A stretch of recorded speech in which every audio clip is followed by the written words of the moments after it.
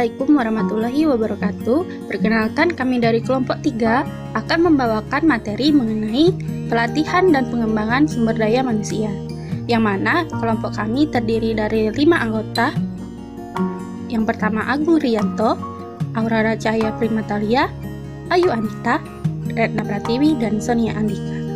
Silakan simak baik-baik materinya ya, check it out.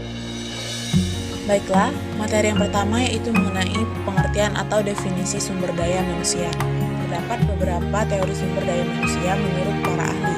Yang pertama yaitu menurut Haryanja tahun 2002, halaman 2, yaitu berpendapat bahwasanya sumber daya manusia adalah salah satu faktor yang paling utama pada suatu perusahaan dilihat dari faktor-faktor lainnya selain modal usaha.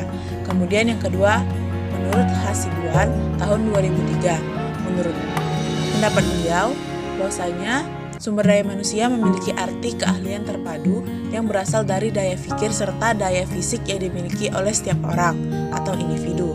Kemudian yang ketiga, menurut Mary Parker Follett.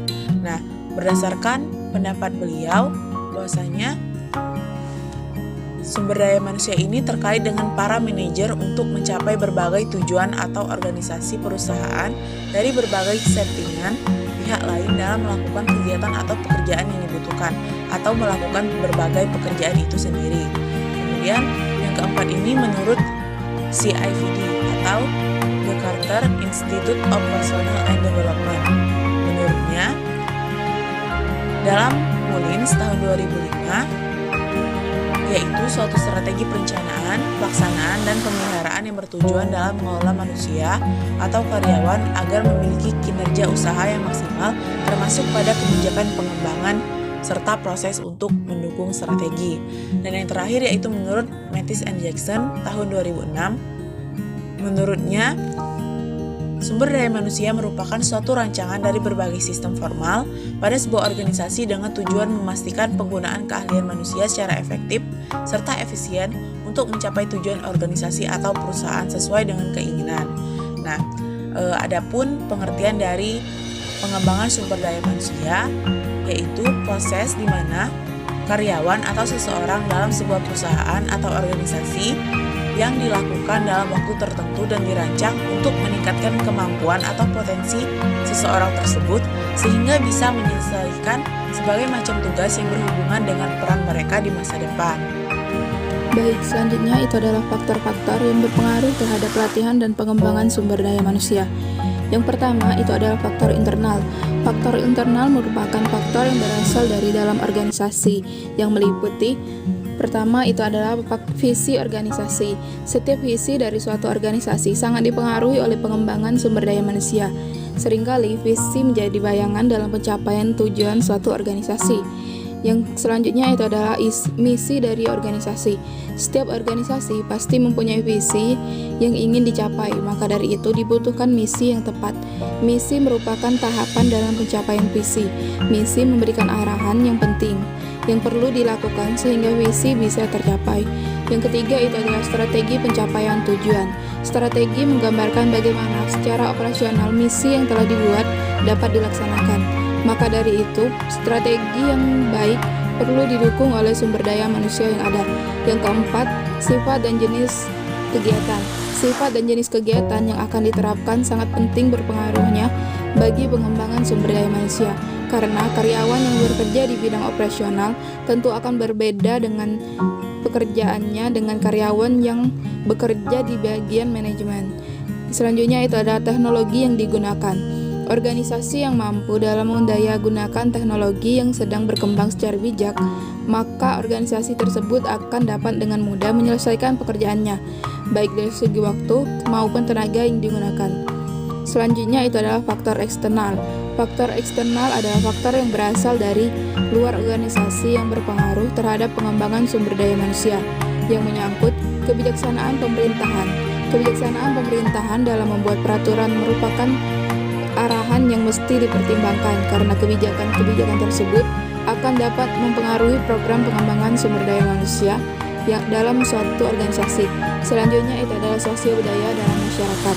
Dalam pemberian suatu pengembangan sumber daya manusia, faktor sosio dan budaya masyarakat dapat diabaikan karena seperti yang telah kita ketahui, latar belakang sosio-budaya masyarakat berbeda-beda.